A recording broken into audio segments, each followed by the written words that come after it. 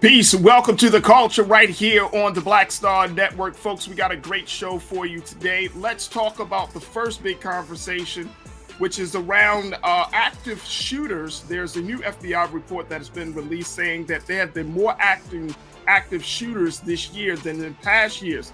How much should we be concerned about this? We'll have that discussion. Also, talking about justice, the Department of Justice released a new memo stating that agents must intervene when there are cases of injustice. Now, this comes on the eve of the of the killing of George Floyd 2 years ago. So we'll certainly talk about that. Plus, folks, let's talk about Hustle Nation. Is that killing Black wealth? Are we doing a disservice when we just hustle to the side and not really setting up businesses and economic institutions for our people? And then later, let's talk about a couple of things. One is Kandi Burruss of the former group Xscape says that she would smoke Destiny's Child in a Verzuz battle. Also, we'll talk about the fact that Walmart has put out a new Juneteenth ice cream. Then they took it down from their shelves. I wonder why. We'll have that conversation and a whole lot more. So stay with us. It's all happening on today's edition of The Culture right here on the Black Star Network. Let's go.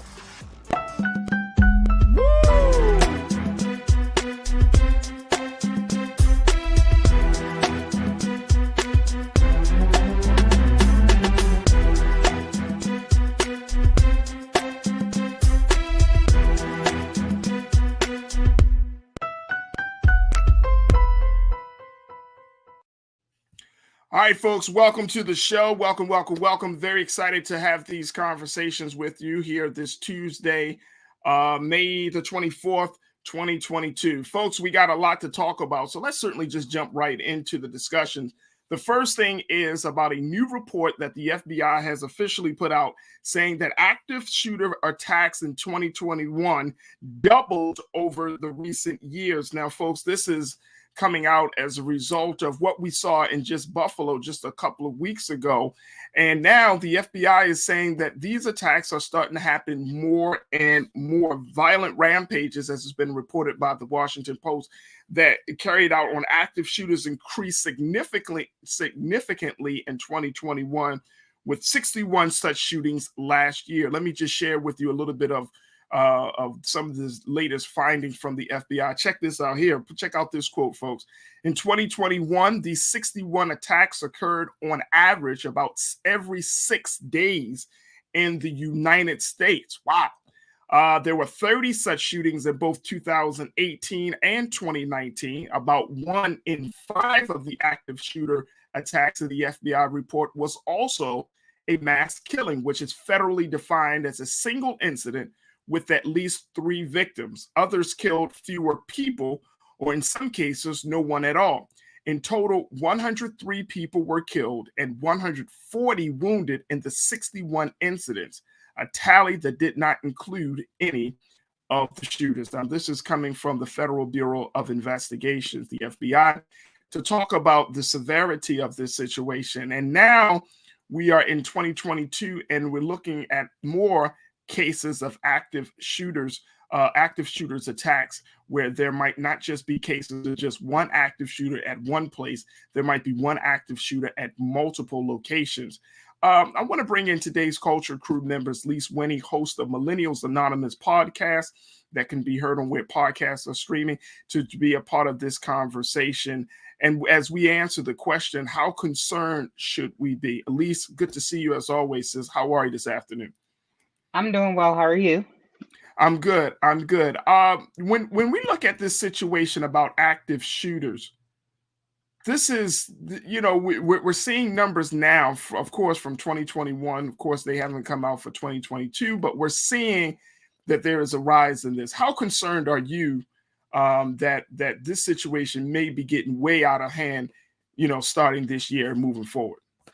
Yeah, I mean, when you look at gun violence just in general, especially in the United States, this tends to be a problem. Whereas what in 2020 was like 45,000 gun deaths. I think in 2021 it was somewhere around there, where we have a problem not just with active shooters, but we have a problem with with guns. Now, gun laws are the most difficult thing to get passed. It is something that Americans will always have some pushback and resistance to. And so I think that what we do need to do as a nation to try to at least get on the same page, because I am concerned. It seems like this is something that is happening more frequently. It appears that guns are becoming easier to get, even though that's not necessarily the case, but it appears that way. So we do need to start putting the laws that we do have on the books enforced, like the red flag law. There's no way, like I said last week, this racist zealot should have been able to get this gun. Like, there were things that didn't happen that should have been in place. So we need those types of gun laws, sensible gun laws that protect people from, themselves in a sense, so that they don't harm other people. Like, we have to make sure that we have something in place in order to protect the citizens of this country. Yeah, I would totally agree on that, Lisa. I mean, I feel like, the FBI and, some of these like law enforcement agencies, it's interesting because they see these things happening, but I'm not hearing enough in terms of how they're planning to like either stop this completely, how they plan to get to the root of this. And I think that that's interesting. There was the case you brought to my attention, which was the case out of Texas, where there was an active shooter at a school. And you have to ask the question, these folks seem to be getting younger and younger. I'm talking about the perpetrator. I'm talking about the actual active shooter. They seem to be getting like younger and younger. And I'm wondering, is that really, as much as we've been having this gun conversation, but if these active shooters are in middle school, if they're in high school, gun laws is, obviously they're getting the guns from either their parents or someone that's close to, or just these guns are in their home. But I feel like there's something else missing from this conversation when you have young active shooters. It's not just about guns. It's gun about culture. This idea that I think that at the end of the day, Lise, the best way to handle a situation is to use the gun, is through violence. It's gun culture. So in America, we love our guns. That is what we stood for and stand for. And that's one of the things that in this country is true as American pie and racism. We love guns. And so when you look at gun culture, and kids are growing up where guns are glorified. And then one of the things that has always scared me as a parent, and this is a conversation that I have with my spouse, who is an avid gun supporter and gun owner, that sometimes I think, especially when it comes to children, they're almost like toys. Like, have you seen these guns that are like, they're pink and they're colorful and they're, I think that we have to really start saying what guns are. It is a weapon. It's not which a lot of people, well, it's a tool. No, it is a weapon. A gun was made in order to kill. That's what it's made for. And so when we see this being glorified in television, we see people glorify this in music. I think that it brings about, the gun is power, and this is what you do. It's cool to have a gun. You see all the kids on social media with guns. This is something that is impressive. So we do need to change the culture around that. This is a weapon. This is not just a tool. This is also a weapon, and it is not a toy. Yeah, I would agree. I'm looking at the details, folks, and if you are in Texas, you probably have been hearing about this story throughout the day, where a suspect was taken in custody as an active shooter now check this out, Lisa and folks, at an elementary school. Yeah. At an elementary school in Uvalde, Texas. And according to what police has already put out, that suspect is in custody. The school district, Uvalde Consolidated Independent School District, said that the shooter was located at Robb Elementary School and asked people to stay away from the area. Uvalde, Texas is located about 90 minutes west of San Antonio, but at an elementary school. So I don't know, and we don't know just yet, whether the suspect is a student, whether they're a staff member, whether they're a parent or community member. We just don't know. But I cannot, look, I grew up in the 80s. Yeah. You know what I'm saying? In the 80s, when you went to elementary school, that was like when you just went to school in general, that was one of the safest places. outside of your home and outside of like a church or a mosque or a faith institution. Like those are the big three places that as a child you felt the safest, right? And to see that that situation has devolved into this space now where, I mean, it just seems unfathomable somebody would bring a gun to an elementary school. Like what would piss off someone so bad that they would have to bring start shooting at an elementary school? The baby. So I think there's a conversation, as much to your point about, you know, access and gun laws. There's also this conversation that we have to have in this country, and like you mentioned, the gun culture, like about around mental health and how we see violence in this country. Because right now, at least, violence seems to be the only option instead of the last option. I agree, and I think that we don't understand the communication of it, and we have been programmed that violence means power. It means strength. So if you are violent, it means that you are the strong one in the situation, and that if you communicate or back down, that somehow makes you weak. So yes, that's part of it. But I think that when you look at mental health, like even under the Trump administration, there were a couple of policies of mental health that would prevent people who have mental illness from being able to access guns. That was something that was repealed, but then of course under Biden, he went and put that back in place. But we do need to strengthen those things because everyone who does these things does not have mental illness. So we do need to make sure that there are, like what happened in Buffalo. Of course, it hasn't necessarily come out. They said he had a mental illness, but it appeared this was more just racism, and he just did not like Black people more so than a mental illness, since he had plenty of time to think about what he was doing, and he did it anyway. So we do need to put things in place. There are a lot of red flag laws and things like that, and they don't always work. So we have them on the books, but we do need to strengthen them so that they actually protect the people that they're supposed to. Yeah. But again, because this is a gun issue, this is going to be an uphill battle. And when you're seeing all of these elections taking place, I don't know how, when you're looking at what the Democrats are trying to do, especially with the elevation of crime right now, how to handle this issue where you can make sure that people don't feel like you are threatening their guns and you're not overly using the police at the same time. Like, how do you manage this issue? Which honestly, I don't know. Yeah, I don't know either.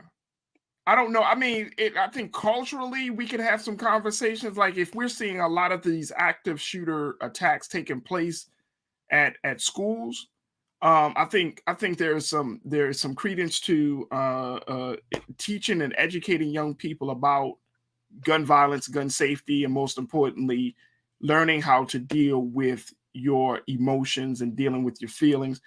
I mean, it's interesting. I remember growing up, and I feel like bullying has always been a part of the school culture in some way, shape, or form. I was bullied, and I know people have bullied.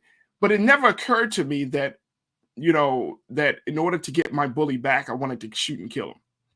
You know what I mean? It just never occurred to me. But what I think that nowadays, like there has to be a much different conversation. I mean, I think children are so overexposed to violence. Children are exposed to adult situations so much that they start to think like, quote unquote, like adults in some cases. And they lose the ability to see themselves as children.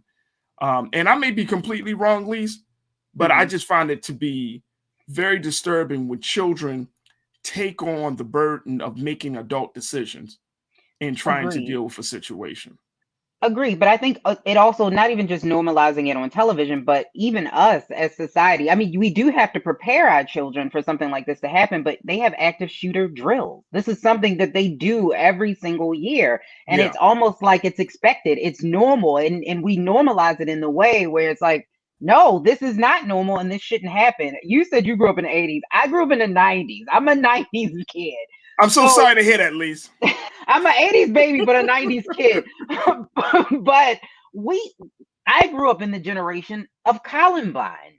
So to me and the people that are my age, we've been dealing with stuff like this for a while. And so it almost seems like oh, this is something that is bound to happen at some point. So we do need to get to the root of the cause. And I think you brought up a good point that mental illness or mental health is a key portion of that, and that we shouldn't be trying to eliminate and neutralize the problem of a person that we have. And that's the first thing that we go to. So you're absolutely right. In America, we do need to sit down and have a serious heart to heart with us. Why do we all need a gun? Let's start there. Ask that. You know what? I think that's one of those questions. You said your husband is a gun enthusiast, a gun advocate. It would be interesting to hear why that is the case, right? Like I don't know. Like I get it, but I don't get it. You know what I mean? Because we already know that if you have a firearm in a household, there's a great responsibility attached to it, especially when you have children. Yeah. So it is an interesting thing. And I know that what I've heard from other gun owners is, you know, you always kind of expect the unexpected, you know what I mean? Expect for the worst. And it's like, yeah. But I don't know. But most people shoot themselves. I don't know what the line is. Like, are you expecting like a Walking Dead apocalypse? I don't know. You know what I'm saying? And I'm not trying to make fun of people. I'm just saying I don't understand. Like, you know, when you're talking about like those high-powered rifles and AR-15s and semi-automatic weapons, and it's like that's not just a gun. You know what I mean? You plan to go to war.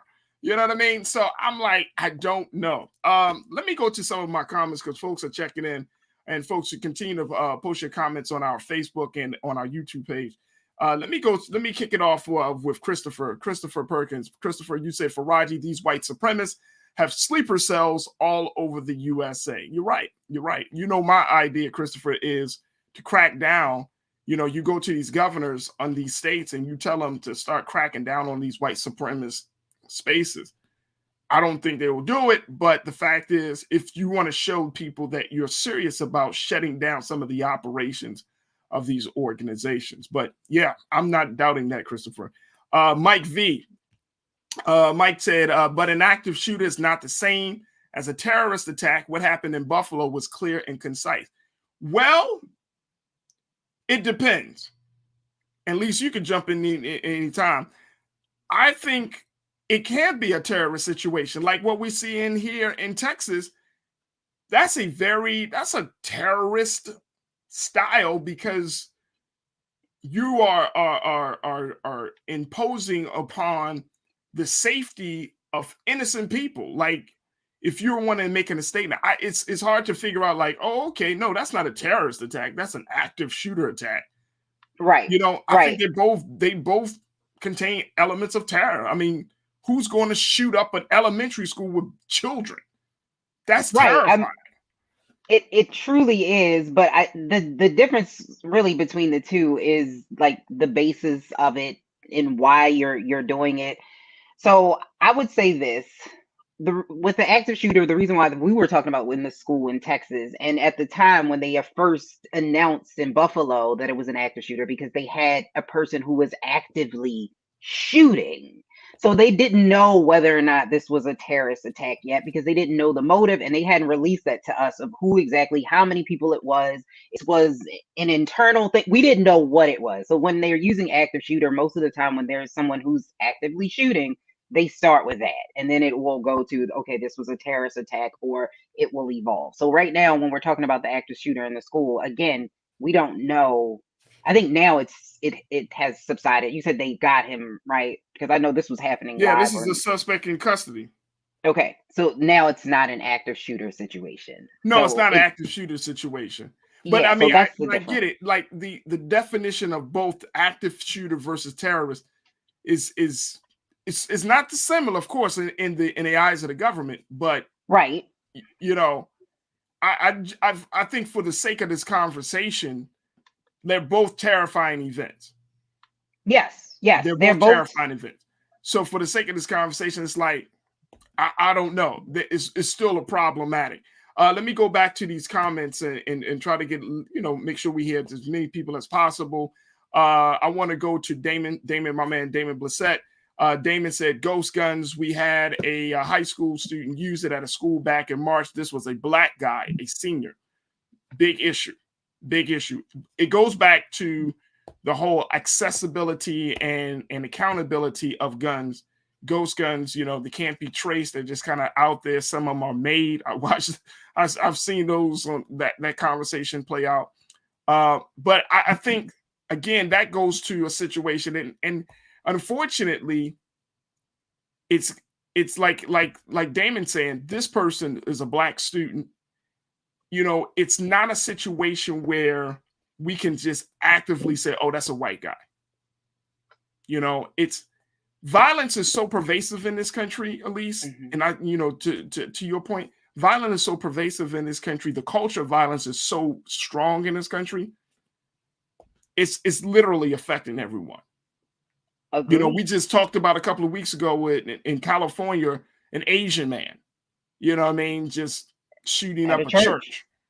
You know what I mean? So you can't say, oh, you know, back in the day, we did have that stereotype saying, oh, yes, oh, it must be a white man. I'll never forget when the DC sniper. Oh, yeah.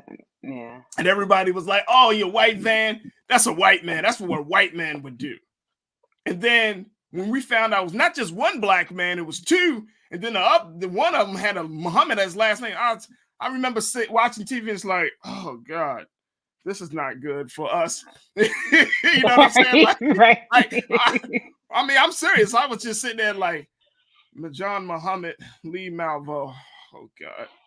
Like, this is not good. This is not good. We all been there where we like, oh, no. But, you know, it's one thing to have two black guys. Another thing to have a black guy named Muhammad who was at the center of it. And you're like, and then it was just all crazy. It's like he was a part of the Nation of Islam, and you're like, okay, here we go. You know what I'm saying? It was a very interesting and very kind of like concerning period.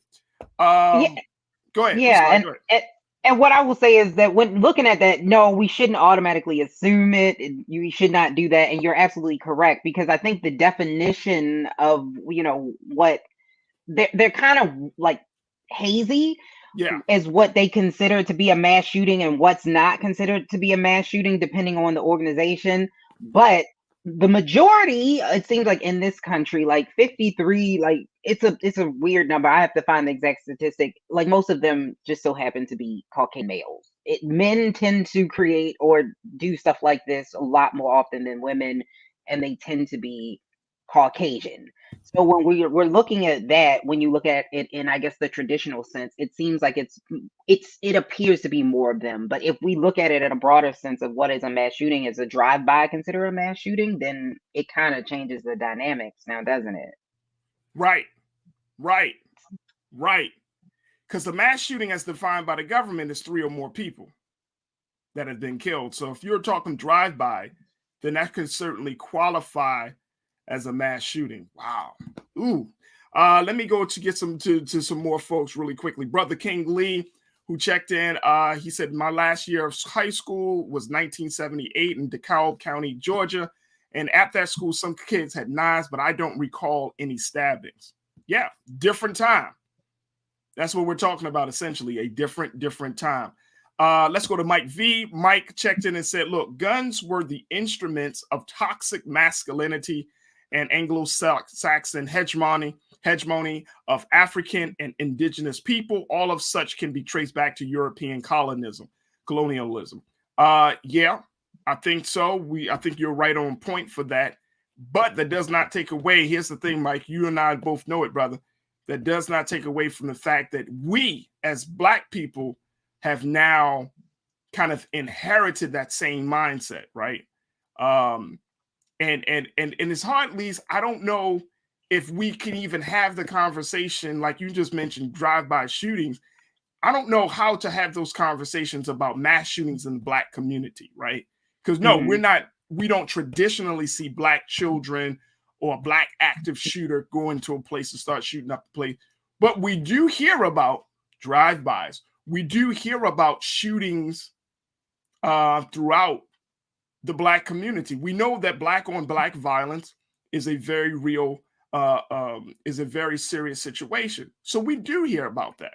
So I don't know if the conversation around mass shootings, active shooters and terroristic shootings, I don't know if how they should be had in our community. That's a great question because, like, when this all kind of started to unfold, I did start to see that narrative being played out where a lot of Black people were upset that they were saying stuff like people were coming out and say, well, this is a mass shooting thing that we have a problem, and they were throwing drive-by shootings and things like that in the mix. And so they were saying that it sounded like they didn't want it to just be a white guy thing. Because again, white men do this majority of the time. When you look at what has happened over the statistics of history, they tend to be white males. So I know a lot of African Americans or Black people, we were a little bit like, okay, wait, don't throw us all in there. But to defend a drive-by shooting is insane a little bit. So Yeah. I mean, I'm not going to say that that's not considered a mass shooting because it still causes the same level of damage to somebody's family and in household and all the innocent people that are shot. So I think that we do need to sit down and have that conversation in our community. But I think you're right. I don't know if we're ready to openly have that type of conversation, or I Well, I don't think hope we're ready to so. have that yet. I hope I so. don't know. I don't No, know.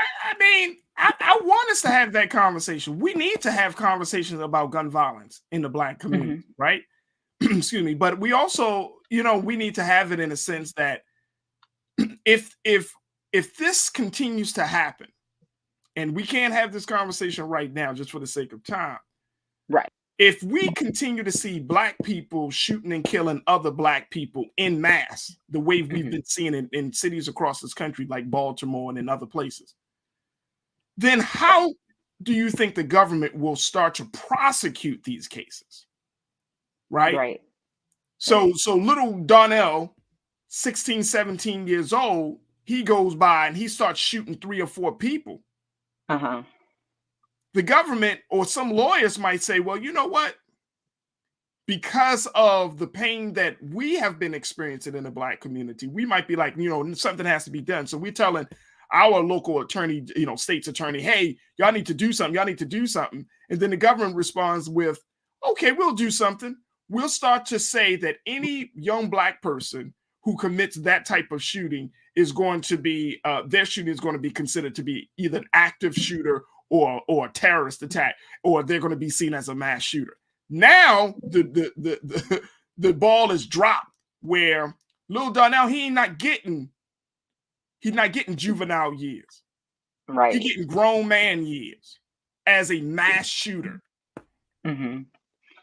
Yeah. And that may turn the tide, and that's going to ruffle some Black folks' feathers, because we're going to look at it and say, no, the government is looking at your 16, 17-year-old as a grown-ass man or a grown-ass woman. Right. And they're going to start to prosecute them as a terrorist, as a domestic terrorist. You know what I mean? Like, it can go in a very, very crazy space. Yeah. No, I agree. I agree with that. And I think you're absolutely right. This is something that we do need to be open with, but it is something that we do need to be careful with because, like, over criminalization of our youth is something that is an issue. So we do need to be very careful with this, but we do need to have the conversation and make sure that people that are doing these things are being held accountable, and we're not creating a wall of protection that stops them from actually being held accountable for the terrorizing of our own communities, which is unfortunately happening like all over the country. And we want to make sure that we are doing the right thing. In America, we have a gun problem, and we need to be able to say that out loud. No matter the race, we have a gun problem. Absolutely. I just saw one of the messages from Tiana. She made the point. She said in Chicago, the media in Chicago are calling shootings with multiple victims mass shootings. Now, I'm sure that when they're reporting that, while they're reporting about Black people, Black communities, but it might be seen. And this is the I think the very thin line, Lise, that we as a community, as a people, will have to figure out. The very thin line is, if we're pushing for the government to intervene, if we're pushing for law enforcement to intervene in stopping the violence, instead of us getting out to save our children, our daughters and sons, and our nieces and nephews and grandchildren, and the government comes in, then the government has the power to take their efforts, redefine it, recategorize it, and make it say, you know what? You're a domestic terrorist. You're a mass shooter. Just like we're seeing now with a whole bunch of hip hop artists, you know what? Under the RICO law, guess what? You're operating a gang. Therefore, we're going to give you Fed time. Yeah. Yep. You know, you're a part of this set. Fed time. Yeah. You know what I'm saying? Your career is over. That's and we might be like, no, don't do that. But that's what happens when you don't handle your problems in house, and you run to the government, you run to law enforcement to try to deal with this situation. If we don't deal with it, and we don't deal with it very, very quickly, I can see it going into a space. Now, that's just me. That's just little Farajii Muhammad, just kind of seeing how things go. If we don't deal with it, because enough is going to be enough. Right. I think so many of us are so frustrated with living in, you know, violent communities and feeling like our own children and our own people are terrorizing. I'm talking about the older folks. I think a lot of older folks are at their wits' end and saying, look, whatever you got to do with these young people, you do with these young people. But you might be serving them young people up on a silver platter to a system that's not going to treat them like young people. Yeah, and it's unfortunate the choice that we have to make, but whose lives are better or worth more than the next? And that's something that we also have to keep in mind, that if these individuals in your community are going to stop you from being able to have the pursuit of happiness, where is the line between that? So that's just something that we do have to keep in mind. And it's not an easy decision or choice to make or to fix, if I'm being totally honest. We can talk about it, but it's not an easy choice. Absolutely. Folks, we got to take a quick pause. When we come back, we're going to switch gears. Let's talk about a new Department of Justice memo that has been released saying that Justice Department agents must intervene in situations where injustice has taken place. We'll talk about some of the directives from the memo and the impact that it has as we are marking on the eve of the 2-year anniversary or 2-year commemoration of the killing of George Floyd, which was actually tomorrow. So we'll have that conversation. So stay with us. It's The Culture right here on the Black Star Network.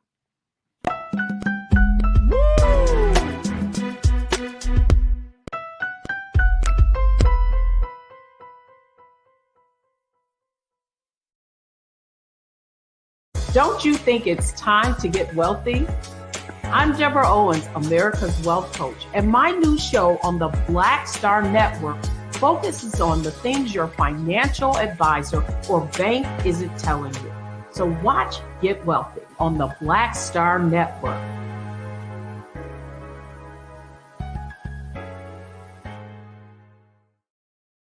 Pull up a chair, take your seat. The Black Tape with me, Dr. Greg Carr, here on the Black Star Network. Every week, we'll take a deeper dive into the world we're living in. Join the conversation only on the Black Star Network.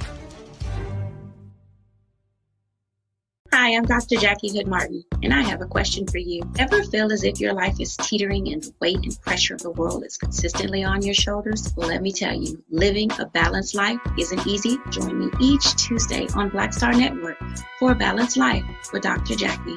We'll laugh together, cry together, pull ourselves together, and cheer each other on. So join me for new shows each Tuesday on Black Star Network, A Balanced Life with Dr. Jackie.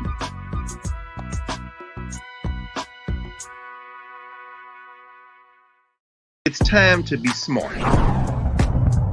Roland Martin's doing this every day. Oh, no punches! Thank you, Roland Martin, for always giving voice to the issues. Look for Roland Martin in the whirlwind, to quote Marcus Garvey again. The video looks phenomenal, so I'm really excited to see it on my big screen. Support this man, Black Media. He makes sure that our stories are told. See, this difference between Black Star Network and Black-owned media and something like CNN. I got to defer to the brilliance of Dr. Carr and to the brilliance of the Black Star Network. I am rolling with Rolling all the way. Honored to be on a show that you own. A black man owns the show. Folks, Black Star Network is here. I'm real revolutionary right now.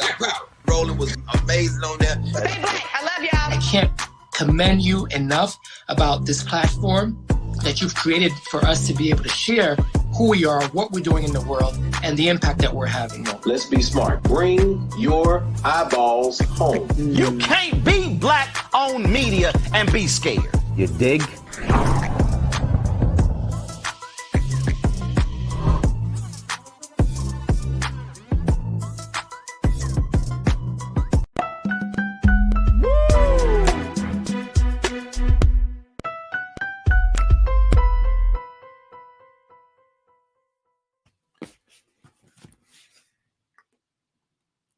Folks, it will be officially tomorrow 2 years in since the killing of George Floyd.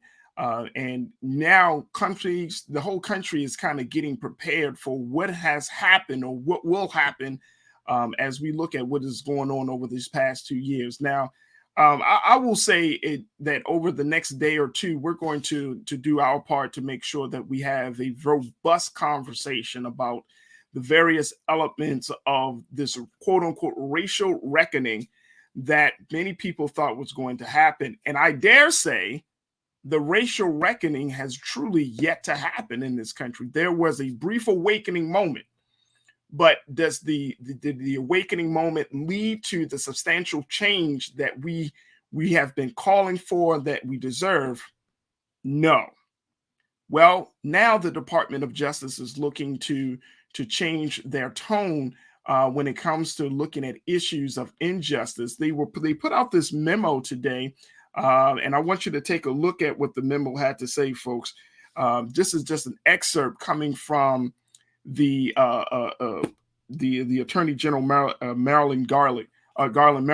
Merrick, excuse me, where he said that the officers will be trained in and must recognize and act upon the affirmative duty to intervene to prevent or stop, as appropriate, any officer from engaging in excessive force or any other use of force that violates the Constitution, other federal laws, or department policy on the reasonable use of force.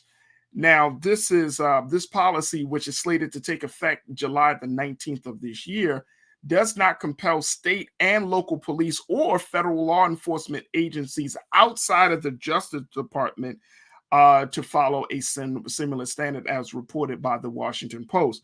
Now, this puts us in a different conversation. One of my big concerns about this policy is that, one, is just coming out. This policy should have been out 2 years ago. But two, does this put us in a place where it's so the movement for justice, especially in the cases of police brutality, does this movement for justice truly is it rested upon officers not stepping in, or is there something else that we need to address? And I want to bring back Culture Crew member Lise Winnie to have this conversation, because this, Lise, is the first time in 18 years that the Justice Department has updated its use of force policy. And now, a day before the 2-year commemoration of the death of George Floyd, it comes out. And again, for me, timing is everything. It's always interesting that policy changes happen around commemoration dates, right? Versus policy changes happening because it's the right thing to do at the right time. And so I'm looking at this, and this particular memo came out Friday. And again, this is by the Attorney General Merrick Garland, and it was circulated Monday. But it's like, is this the policy, the way the policy is, or compelling officers to get involved to intervene? Is that the problem? Is that the issue? Or is there something else that the Justice Department may be missing? What's your take on that? Well, I think it's a little bit of a lot of different things. So, as far as the rule or that came out itself or the memo, they actually did have a similar rule in 2018 where they actually did advise their employees to seek medical attention if needed or if necessary. That actually did happen in 2018. But I think with this, yes, this is explicit, it's direct. Whereas I think this actually will help a bit because this is the most explicit and direct I think that they've ever been. Where usually it was very ambiguous, this is actually giving you do X, Y, Z. Whereas in the past, it was sort of like, oh, well, it's there, you can, but you don't necessarily have to. This one is different. Do I think that using some discretion is something that they're missing? Yes, because you have to understand that each officer has their own set of biases, each officer has their own set of discretion. So if one officer is looking at someone who looks in distress, they may administer aid, the next one may not. So it depends on the person, and I think that that's also something that we're not always looking at or looking into. No, not at all. Not at all. Now, this is a 4-page memo. It was addressed to the heads of the FBI, the Bureau of Alcohol, Tobacco, Firearms, and Explosives, the Drug Enforcement Administration, the U.S. Marshal Service, and the Bureau of Prisons. And this memo is, like I mentioned, is supposed to help in those agencies. But where I think the memo is a little weakened is the fact that it's not affecting state and local police. You know, well, because that's federal. I think that this is all federal, right? But right. A lot of these issues that we're seeing, especially in these police brutality cases, they aren't.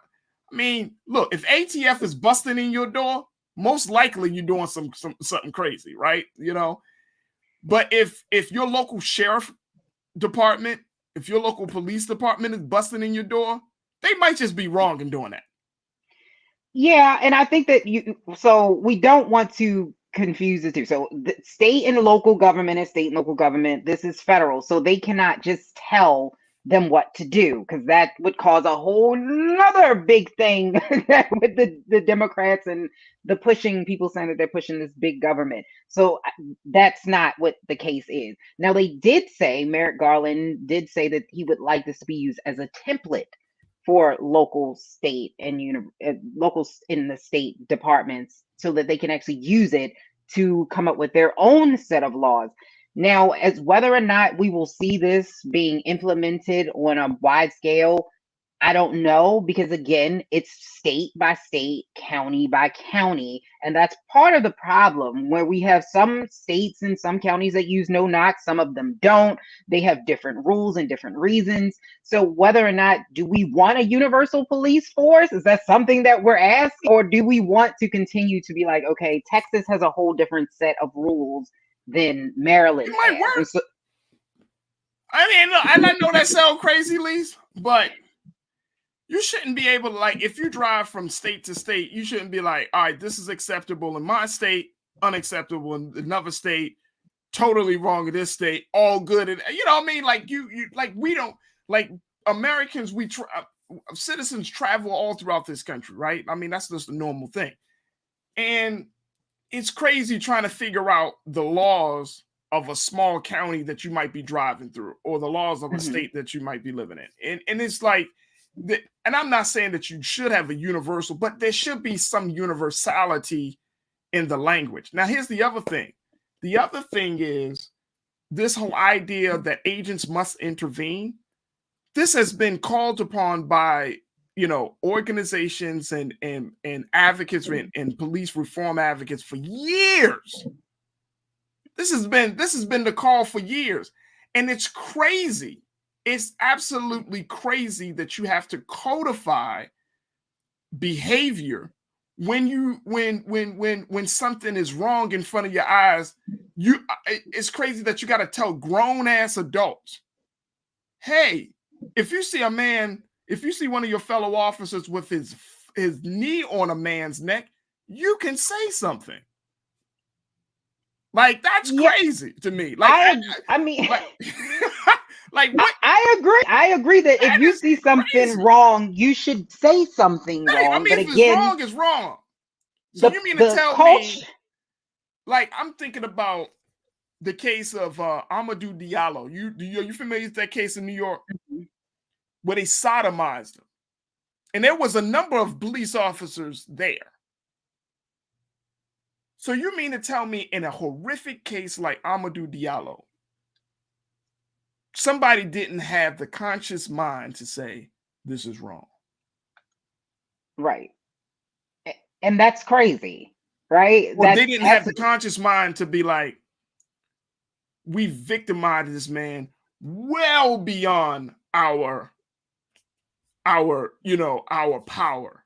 Like he was abused at this point. We abused our power on this man. Right. No, and I agree with you 1,000%. That's not even shouldn't even just be a rule. It should just be in your common core as a human that this isn't right. But again, like I said, there's a culture in the police force where you don't say anything. You don't go against this brotherhood, which is also something that we need to look at and change, which I think that they're trying to get there with this, where they're trying to incentivize people, which I know it sounds crazy to incentivize people to do the right thing, but they're trying to make sure that they feel that it's okay and they won't be any type of negativity come towards them, because that has happened too. So when some police officers have come out against their fellow officers, they have then become the victim inside of their own police force. So they don't want that either. So we do need to change that culture as well. That yes, it's a police force, but you're protecting the community. Right. Let me go to some comments real quick. Mike V checked in and said, look, any state, let's go check Mike's comment. He said, any state or local agency accepting federal dollars have to comply with federal guidelines. Almost all police departments accept federal dollars from the 1033 program. Okay. In the state of Maryland, here in the state of Maryland, the police department is coming from the state. The money is coming from the state. Yeah, and they cannot. So of course, there's rules and things and regulations in place, but they cannot come in and overhaul an entire police force. The federal government gives lots of agencies, especially the state, money. That's what they do, but they can't come in and change laws. They can't come in and overhaul departments without there being a number of complaints. It's through like the consent decree program. It's the whole idea of a consent decree is that the Justice Department would intervene and then do an investigation to see if this department is complying with, civil rights issues or anything like that. If they find that the department is not in compliance and that they are violating the rights of citizens, then the consent decree is imposed upon that department, and that department will then have to follow the guidelines or the recommendations given by the Department of Justice. But that's the one that doesn't always happen, right? Right. A police department can be under the consent decree and still have officers that is brutalizing people. Right, we've seen that, and again, I live in Baltimore, y'all. What y'all talking about? We've seen that even in other places and other states and cities. We've seen that happen, but like even with the U.S. Constitution, doesn't give the federal government power over local and state police. They just don't have that power. And the 10th Amendment, it says any authority not specifically granted in the Constitution is left up to the states. So that's just something that is written into the United States Constitution. And unfortunately, I guess not. I'm not going to say unfortunately, because I guess maybe there is some benefit of course, of having the states be able to like, this state is run a little bit differently from that state. It has its issues, but it also has its benefits. That's a conversation for a different day. Right. And here's the other part of it. Then we'll take another comment or two. In the same memo, Lise, it says that officers will be trained in and must recognize and act upon the affirmative duty to request and or render medical aid as appropriate where needed.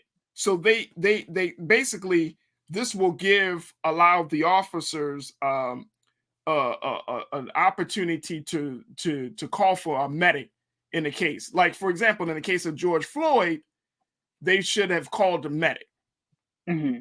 When he said, once he said, I can't breathe, or he showed signs that his life, the spirit of life was leaving his body, they should have called the medic.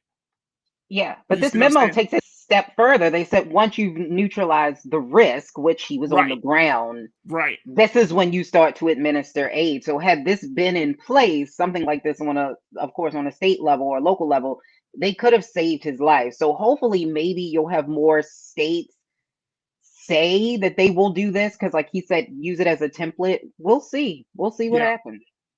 And see, that's the problem. That's the problem. Again, I'm very leery of the timing of this. This should have been said, like, this should have been done when George Floyd was killed. But we didn't have Merrick Garland in the let me see, 2 years ago, 2020. 2020. Yeah. So this type of policy should have been put out there. It's just the timing makes it seem like it's all about, okay, yeah, everybody gonna be talking about George Floyd this next week. Let's put out some new policy. The president put out some new policy today too around police brutality as well. But let me go to some of these comments. But to be fair with the Trump administration, like I said, in 2018, they did add in, you should, in the federal government, with the Justice Department, administer aid. So they did have that in 2018. Here's the thing though, Lise, you and I know this. Okay, 2018, they put it out there. Right. George Floyd was killed in 2020. Right. But this is on the federal again. 2022, we finally get a language to say agents must intervene. And this is they haven't updated this policy for 18 years. Right. So that means since 2004, these agents have been kind of like, and I'm not saying they all been that way, but I'm just saying like they haven't been empowered, which is crazy, which is absolutely insane that you can be a part of an agency like any one of these agencies, the ATF and all these agencies, and you don't feel empowered to save people's lives. Like you have to be told, hey, intervene. You have the power to intervene, because it's the crazy part is that if a police officer or an agent were to intervene, then they might suffer some level of consequences, and that's absolutely insane to me. It is, but again, to be fair, I don't know if, because I think a lot of these issues come on the state and local level, especially with a lot of the police brutality that we're seeing. It's not necessarily on the federal level. I think this is the Biden administration's way of saying, hey, look, this is not acceptable. We cannot come in and change your laws, but this is not acceptable. And this is what the United States government is saying should happen. So I think in some ways, let me tell you what it should have happened. At least you know it and I know it. This should have been said when Biden got into office. Yeah, but Biden, look, he couldn't, like, you see what's going on. It's a lot of issues. Like, we're going to talk about Biden one day, about all the things that are going wrong. Since this man got in office, he should have been like, Merrick, I need you to put out. He wasn't there, though. Like, it took a while to get him there, though. So, things take time. I'm not excusing it, but things do take time. Look, I hear you. I trust and believe I hear you.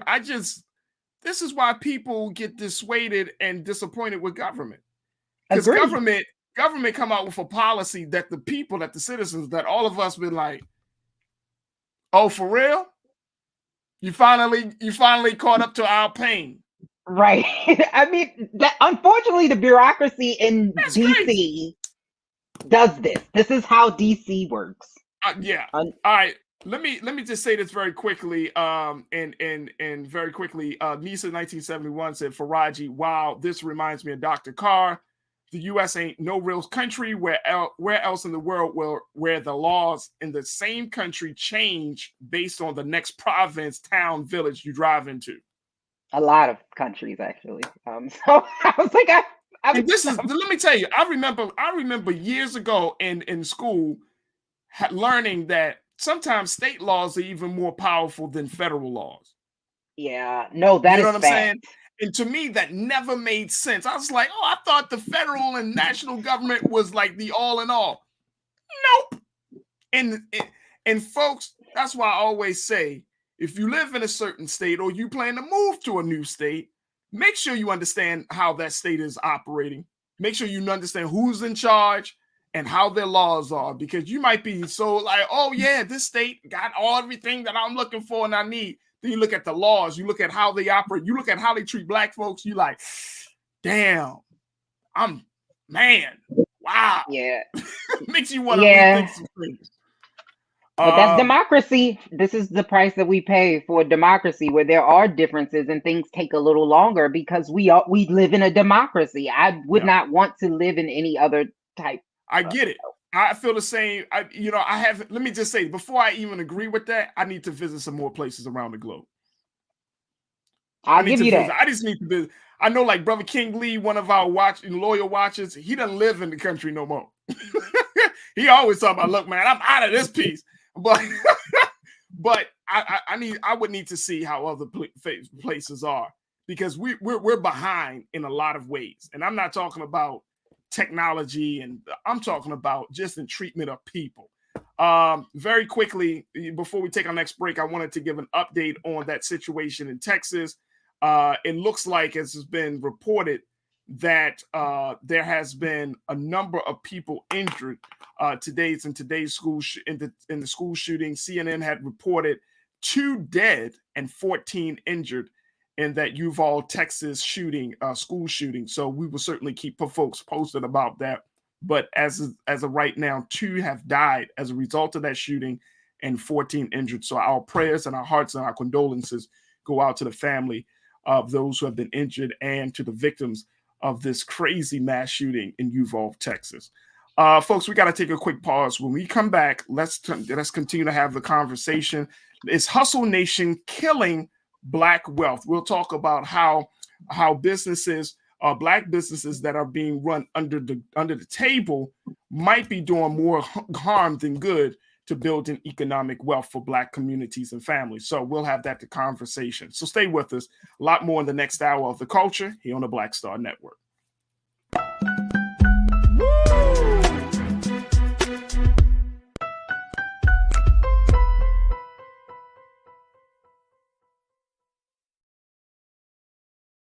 Don't you think it's time to get wealthy? I'm Deborah Owens, America's Wealth Coach, and my new show on the Black Star Network focuses on the things your financial advisor or bank isn't telling you. So watch Get Wealthy on the Black Star Network.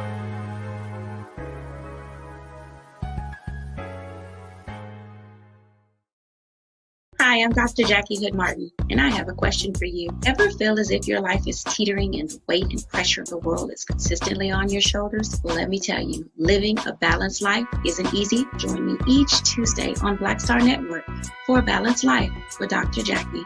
We'll laugh together, cry together, pull ourselves together, and cheer each other on. So join me for new shows each Tuesday on Black Star Network, A Balanced Life with Dr. Jackie.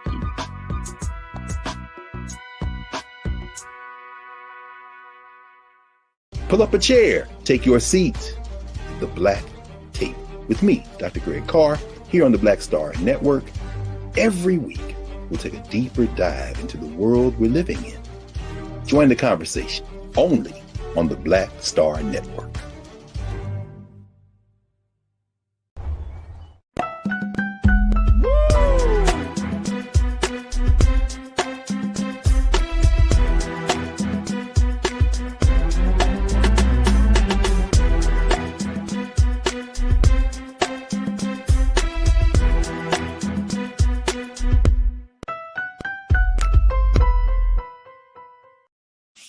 Folks, are you a business owner that is looking to try to make some advances and really become wealthy off of your business? Well, you might understand that in this day and time, in this culture that we're currently living in, that the legitimate business owner is for the path for wealth development, wealth creation for the legitimate business owner is a little bit more rocky than it is for the owner that does work under the table.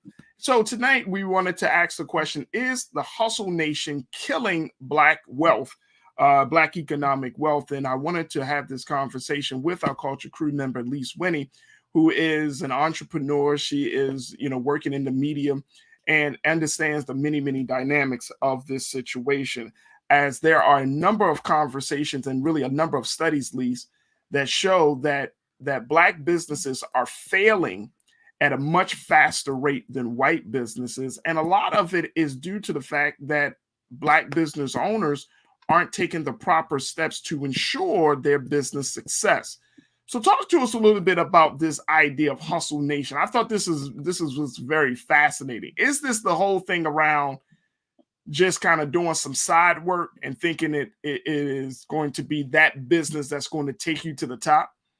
Yes, and that's really what the hustle culture started with millennials having to get jobs over here, over there, over here, over there. Because for the longest time, people were like, you get a job, you stay there for 30 years. And then there was this shift that you couldn't do that anymore. But then there was a bit of a shift in our thought process. Everyone knew that a way to get money was really through a business. And so then everybody decided that they were going to create a business.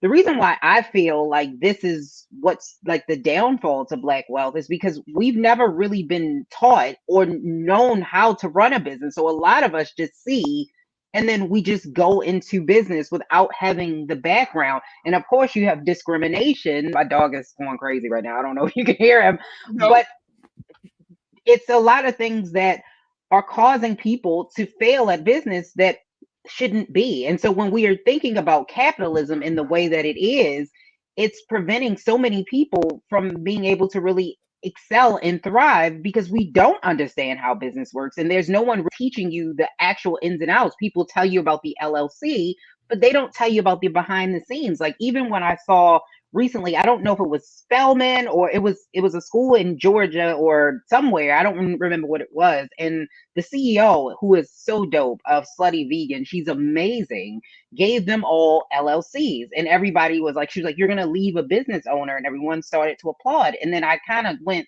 but what does that mean?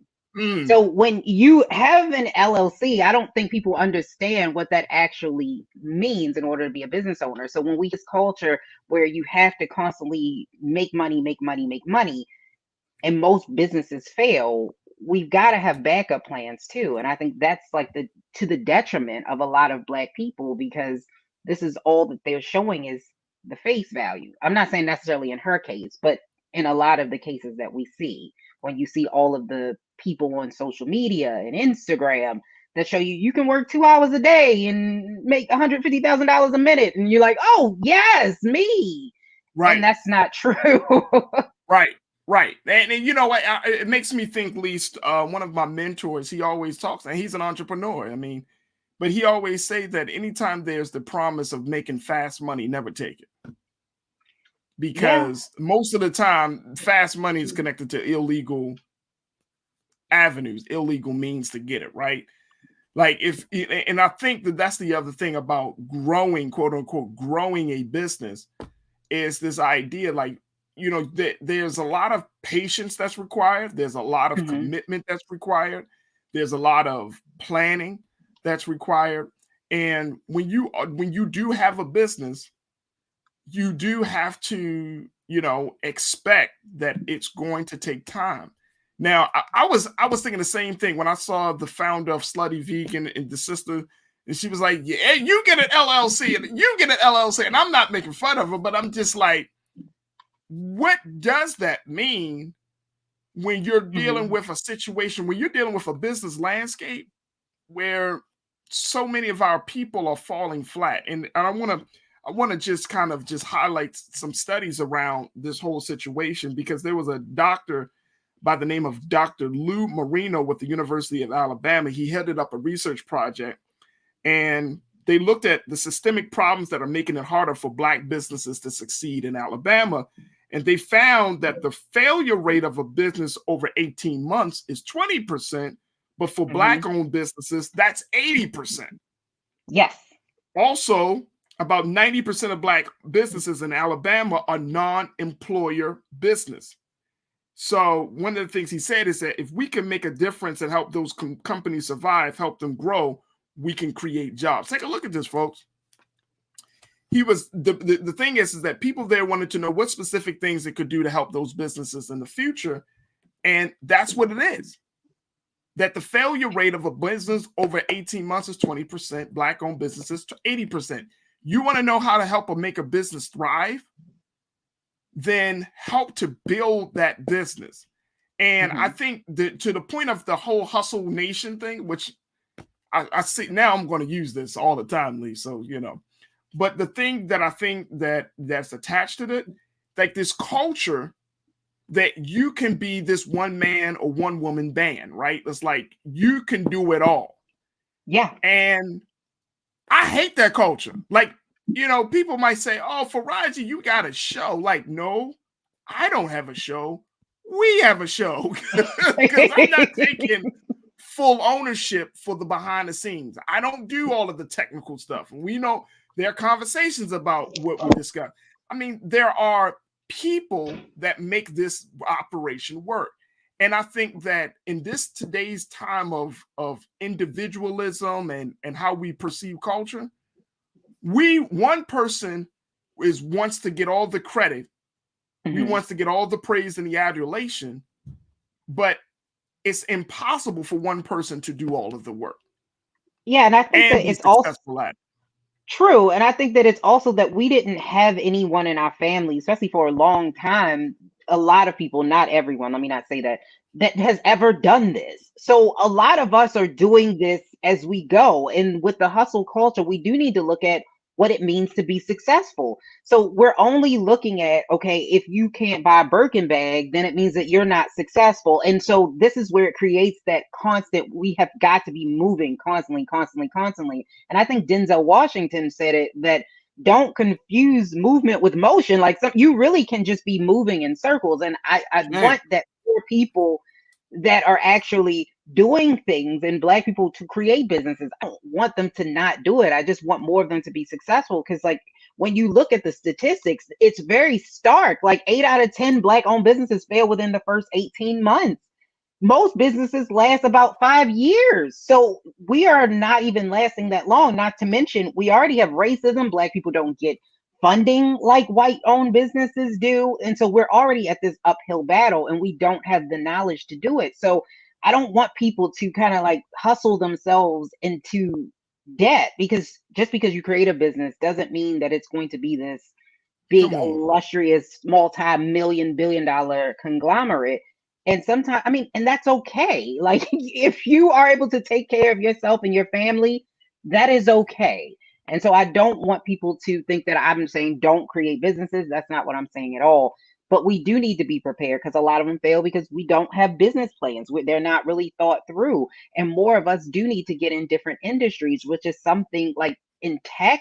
It's just not enough of us there. Like we need to be in tech. We need to be in medicine. And it seems like when you look at the trends of where a lot of the hustle goes, when we look at business, it's usually in entertainment and culture, and that's great, but we do need to expand outside of that if we really want to thrive as a people.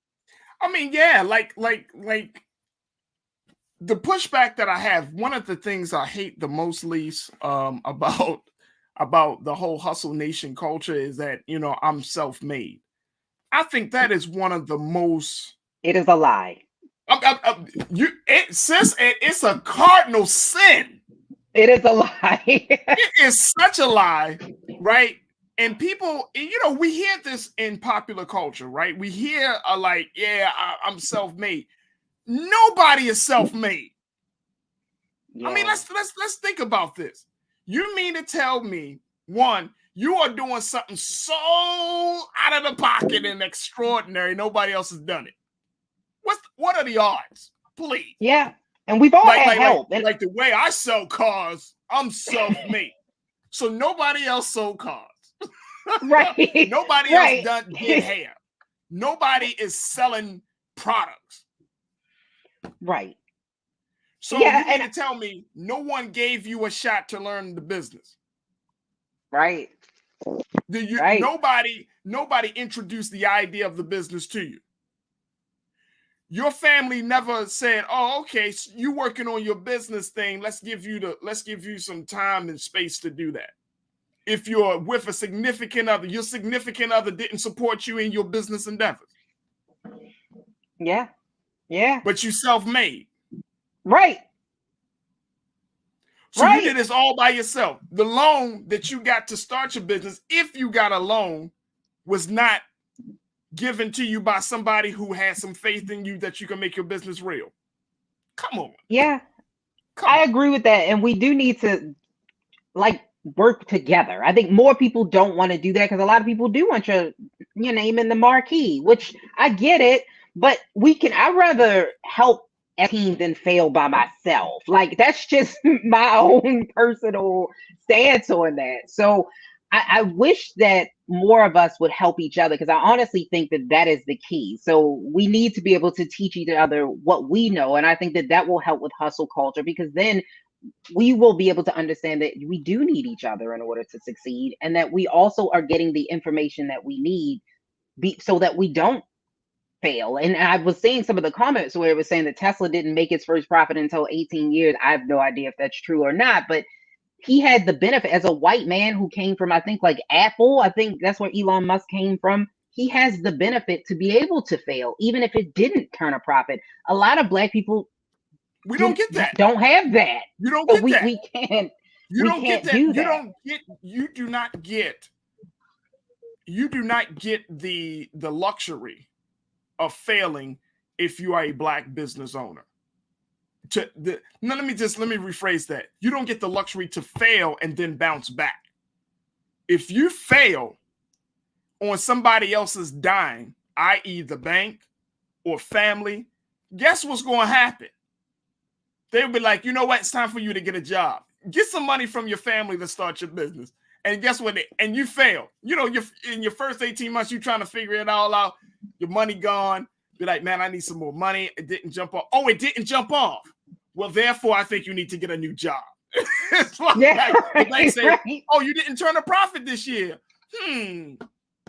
Well, it looks like you might have to figure out some new options.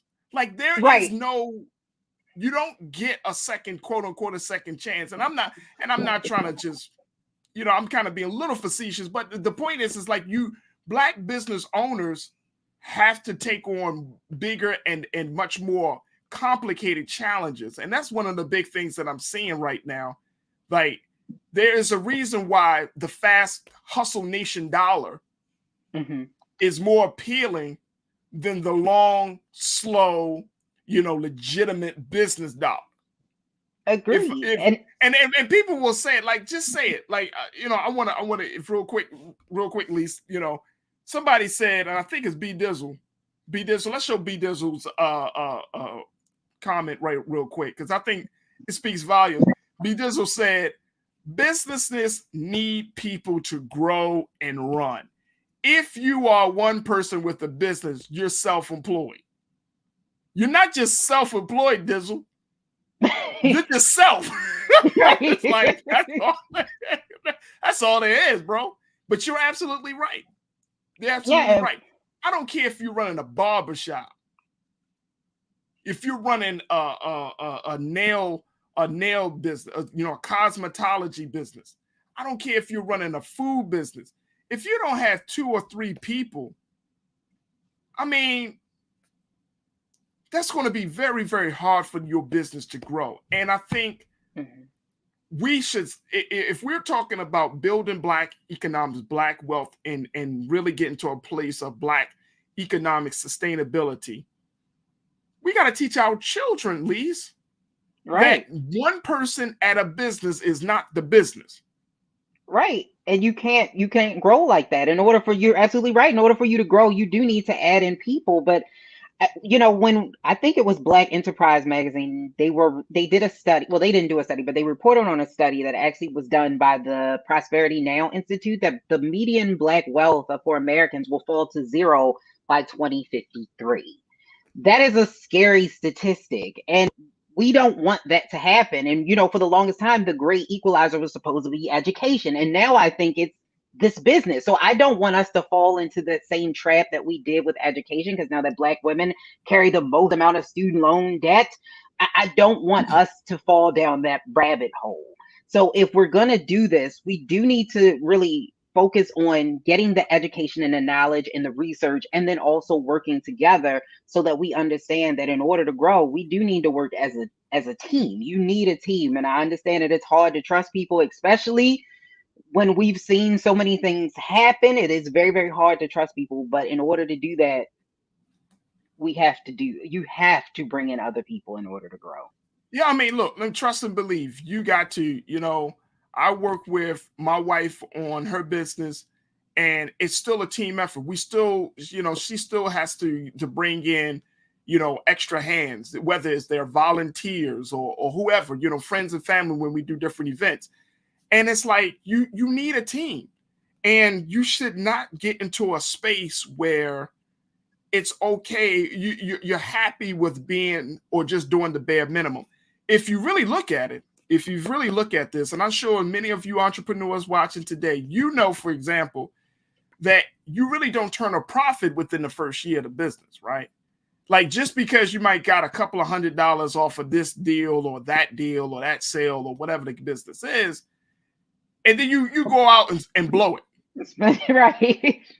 You splurge on. You be like, girl, I made $500 off the business today. Boom. Girl, I'm about to buy me this new bag. Girl, I told you this is the reward of being self-employed. And you're like, well, that $500 could have gone back into your business to take the business just a little bit further. It could have got you more supplies. It could have, helped you with marketing and marketing the business.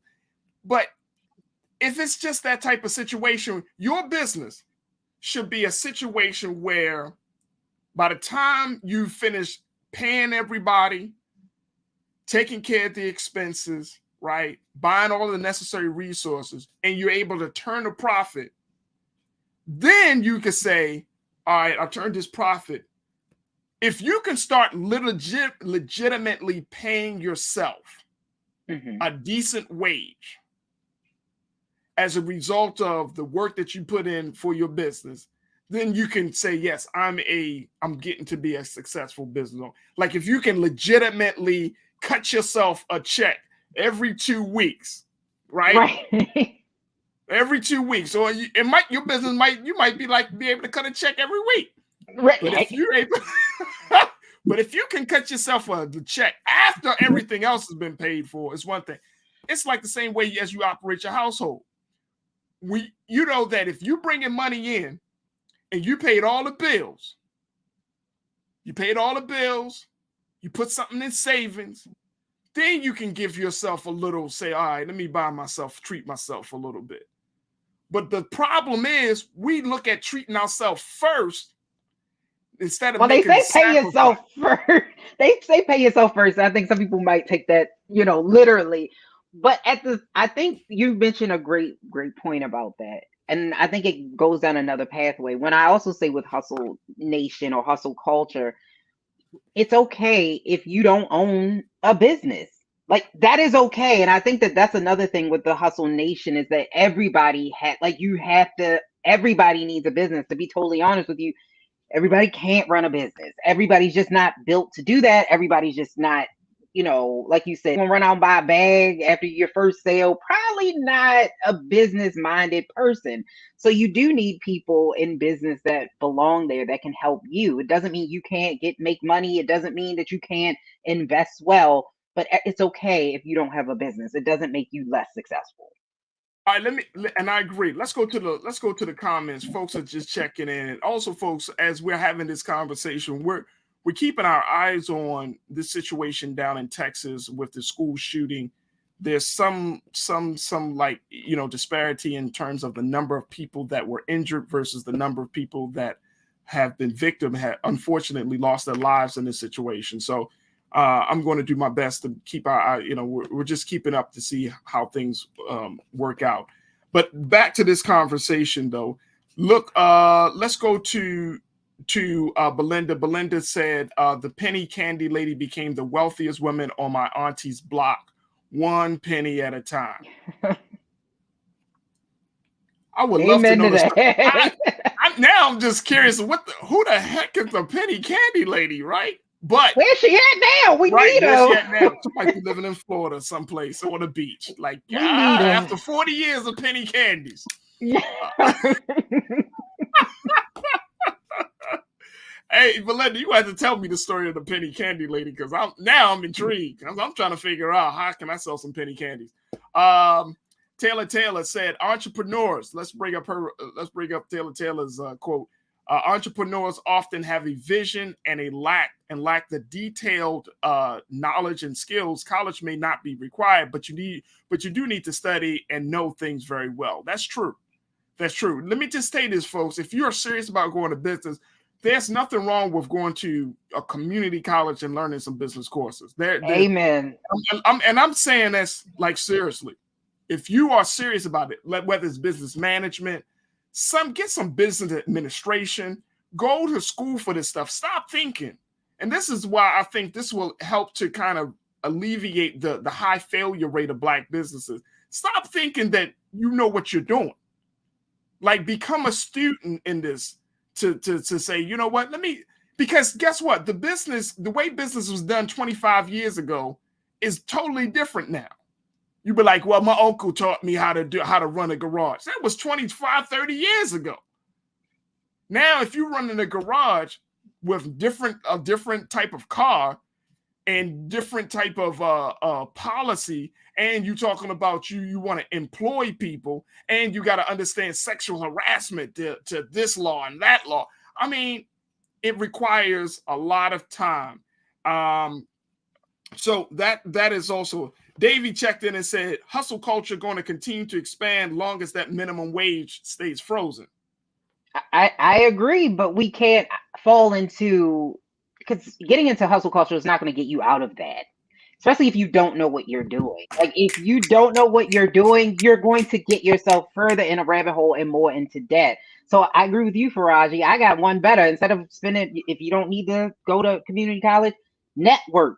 It is nothing like trying to network with somebody that is already where you want to sit.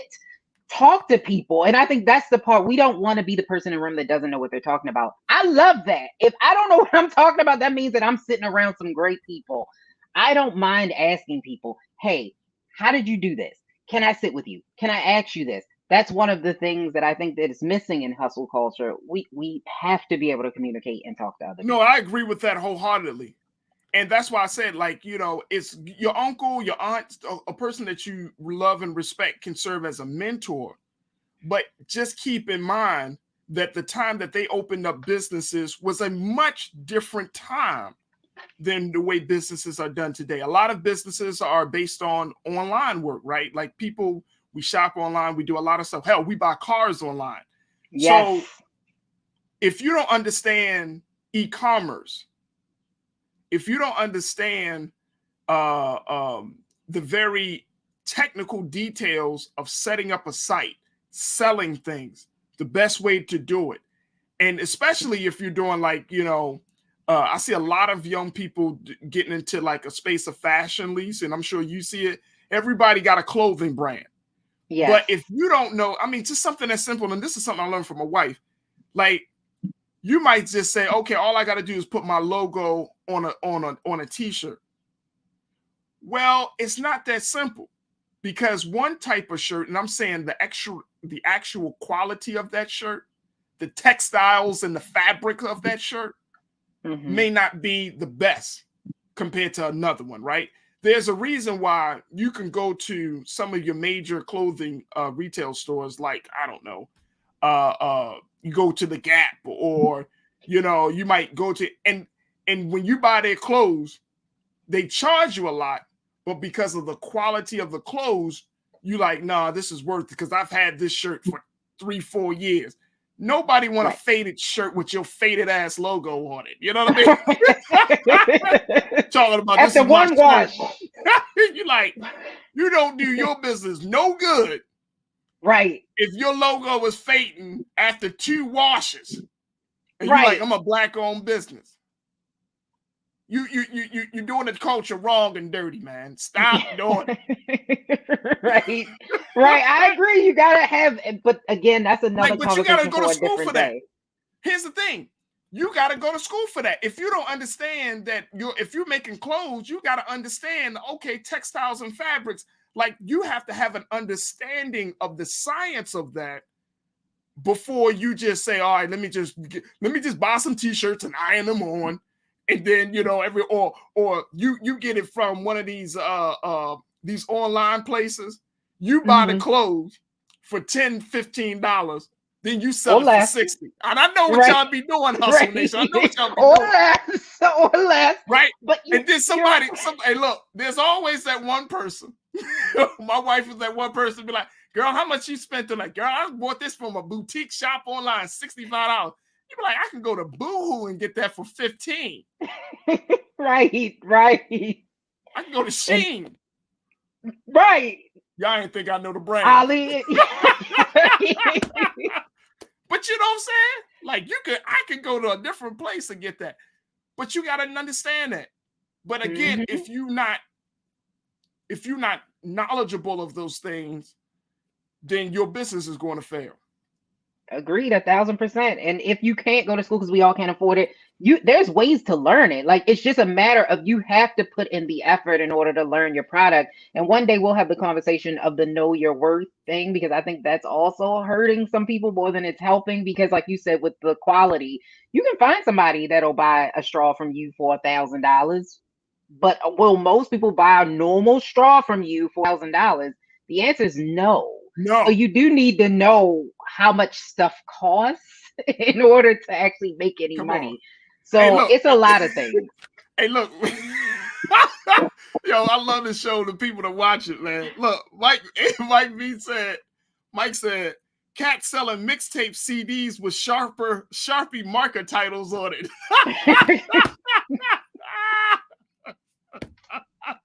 Oh, that's the mixtape. Joking say I'm running a music store, and you be like CDs. You running a music store, and you got CDs, baby. This is 2020, and then you get the CD. You're like, yo, when did you just write the title? Look, and then like, I didn't know the music store goes to the gas station. Like, that's quality marker. Stop it. That's a quality Sharpie. You don't know. On it. It's a quality like, yo, Sharpie. What's the title? What's the title for track 4? I don't know. Just listen to it, bro. He says it in the hook. You gotta figure out what the song is. Look, man, look, I'm sorry. And you talking about you trying to build a legacy for your children off of that. Can't build nothing off of that. Look, no, I'm serious. You can't. Hustle Nation, we can't build off of that. We can't. We can't. We got to do better. We all have to do better. I mean, we got to do better. Y'all know it. Y'all seen this. And you know that you get turned off when you go to it. And this is the unfortunate part as we wrap up this part of the conversation. The unfortunate part is we get turned off. And I'm saying black folks get turned off by black business owners. We get turned off very quickly. We have our attention span for black businesses is like this much. Like, it's just like the tolerance is like this much. Yes. And we be like, oh, you know, it's like, and what's love got to do? And you only got to hit me once. It's like, you only got to screw me over one time with a black business. Right. And if the experience from start to finish isn't phenomenal, if you go onto that site and you click on the link and it takes 10 seconds to load up the page instead of 4 seconds. See, this is what I'm talking about with black businesses. You can't go nowhere, man. This thing takes too long to download. This must be an old ass server. Look at this. They still probably got a router. Look what this is. Dial up. You know, like right. We going crazy. We don't have the liberty to fail. It's unfortunate though. Have the liberty to fail. Look, we're gonna take a quick break. When we come back, let's talk about what Walmart is doing. Let's talk about what's trending right now and a whole lot more. Stay with us. It's The Culture here on the Black Star Network. Woo!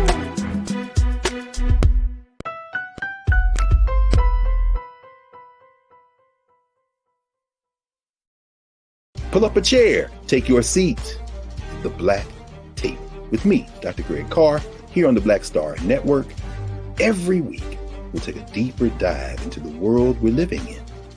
Join the conversation only on the Black Star Network.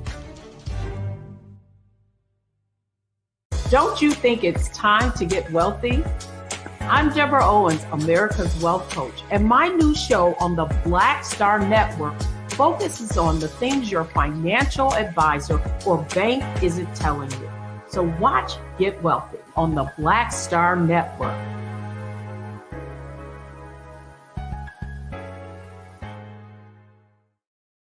Hi, I'm Dr. Jackie Hood Martin, and I have a question for you. Ever feel as if your life is teetering and the weight and pressure of the world is consistently on your shoulders? Well, let me tell you, living a balanced life isn't easy. Join me each Tuesday on Black Star Network for A Balanced Life with Dr. Jackie. We'll laugh together, cry together, pull ourselves together, and cheer each other on. So join me for new shows each Tuesday on Black Star Network, A Balanced Life with Dr. Jackie.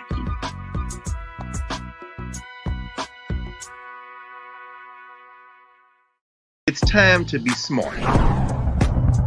Roland Martin's doing this every day. Oh, no punches! Thank you, Roland Martin, for always giving voice to the issues. Look for Roland Martin in the whirlwind, to quote Marcus Garvey again. The video looks phenomenal, so I'm really excited to see it on my big screen. Support this man, Black Media. He makes sure that our stories are told. See, this difference between Black Star Network and Black-owned media and something like CNN. I got to defer to the brilliance of Dr. Carr and to the brilliance of the Black Star Network. I am rolling with Roland all the way. Honored to be on a show that you own. A black man owns the show. Folks, Black Star Network is here. I'm real revolutionary right now. Like, wow, Roland was amazing on there. Hey, Black, I love y'all. I can't commend you enough about this platform that you've created for us to be able to share who we are, what we're doing in the world, and the impact that we're having. Let's be smart. Bring your eyeballs home. You can't be Black-owned media and be scared. You dig?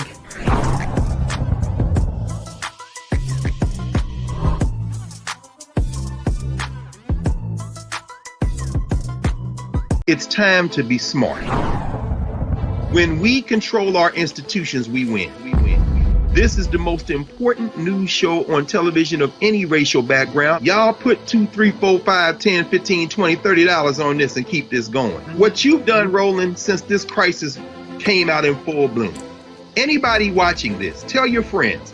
Go back and look at the last 2 weeks, especially of Roland Martin Unfiltered. I mean, hell, go back and look at the last 2 days. You've had sitting United States senators today, Klobuchar and Harris. Whatever you have that you can bring to Roland Martin Unfiltered to support it, please do, because this information may literally save your life.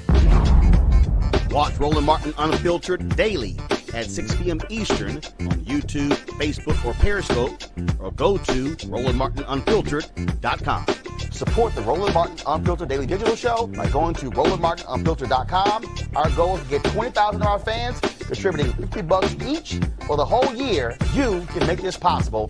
RolandMartinUnfiltered.com.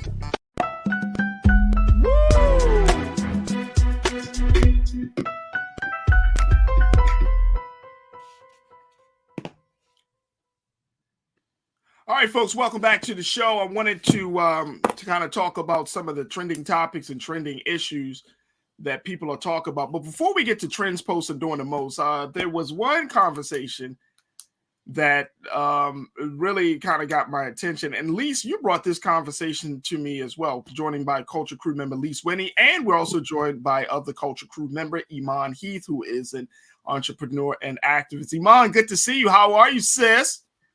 I want to flip the desk over, but that's a whole other conversation. You want to flip the desk over? I want to flip the desk over, Farajii. There you go. Between Google Chrome and Yahoo and AOL, I've had enough for today. That's all it is. Well, you know what? Maybe next time you should start your own Black-owned internet company. You know, if I can get some support behind it, that might be something I do, because I'm tired. All right, so I wanted to talk about this. Lise brought this to my attention, folks. I had one thing in mind, but Lise brought something to my attention. And look, check this out. I was just like, I was going back and forth like, do we have a big conversation or smaller conversation? But I was like, you know what? Let's have a smaller conversation. This is Lisa's idea. So Lisa shared with me that Walmart has a Juneteenth. They had a Juneteenth ice cream that they released under their brand called Juneteenth ice cream. But it came under their brand of Great Value. If you've been to Walmart, you know the Great Value brand is Walmart's brand.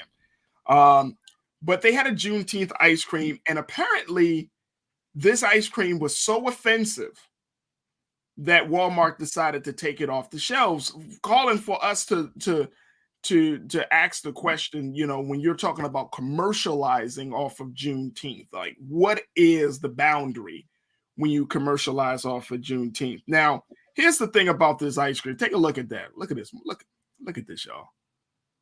Y'all see that? They apologize for selling Juneteenth ice cream, but let me just say that did we not say that this was going to happen? The moment Juneteenth became an official federal holiday, did we not say we're going to start to see some wild stuff happening? Now, y'all probably thought that this was going to happen on a Keenan, please show this again. Just show a little picture again. This is Walmart. I just wanted you to show this ice cream tub again. What is this? Half a gallon? No, this is what, a pint? A pint. Yeah, a pint. This is the pint of Juneteenth ice cream. And I'm not saying it to be funny. I'm bringing this up because as we get closer to the holiday, we're going to see a lot of people. Look at this. Look at this. I want to just hold a picture there. On the side, y'all can read the side. Share and celebrate African-American culture, emancipation, and enduring hope by eating ice cream? Yeah, see, here's the thing on this, because a lot of people been going through this on social media, and I've been seeing it. That's why I sent it to you, because I've seen people post this, and there's like two sides of the spectrum. Yes, for the longest time, people have been pushing for this to be a federal holiday. It became a federal holiday. Once you make it a federal holiday, it becomes fair game. So my thing is, you need to be careful of what you want or what you're asking for. And this is why I always say up front, be sure what you're asking for. Just like the 4th of July and all of these other holidays that have become federal holidays, even like the commercialization of Christmas and Easter. And Easter is not, I don't think it's a federal holiday, but you get my point. It's becomes commercialized and they're going to sell it, and that is what capitalism is. And I think, unfortunately, when we wanted more people to celebrate it and you want more people to see it, this is what's going to happen. It's going to be sold in Walmart. So people are saying, do we get a kickback from that? Like, do black folks get something as a result of this ice cream being sold? Like, shit. If Walmart's saying we're now introducing Juneteenth ice cream, where we are supporting, black young people, black youth, would it make a difference? Would it be a different conversation? No. If Walmart said the proceeds of our Juneteenth ice cream will go to black youth and teaching them STEM, would that make a difference, Iman? It could make a difference, but I'm trying to understand the concept of the ice cream. Like, let's say they have 4th of July ice cream. They'll have vanilla ice cream with like blue, red, and white sprinkles in it. So what does Juneteenth ice cream look like? Is it a bunch of double chocolate with extra chocolate chips and just black? It's red. Is it? No, let me. Let's like, what is this? Now. Actually, the flavors might actually be good. Let me just share it. It's a like the concept of just what the Juneteenth taste like. Like, what? Let me tell you. What would Juneteenth like be composed of? Juneteenth is composed of a swirl of red velvet and cheesecake. That's what this ice cream flavor is. Red velvet and cheesecake. So a lot of people were upset by that too because they said it should have been butter pecan or maybe vanilla, since that was created by. Hold on. What is this thing that black people have? What do we have with butter pecan? I love some damn butter pecan. I hate butter pecan. Do you? Yes, I do. Yeah, I'm not a butter pecan I know I'm gonna lose my. I know people be like, every time you think about a black person, be like, yo, you give me some of that butter pecan. Be like, mm-hmm. You take you just butter pecan in there, ice cream. Like, come on, bro. But it has some historical meaning to it. So maybe they should have got black people to when they did this.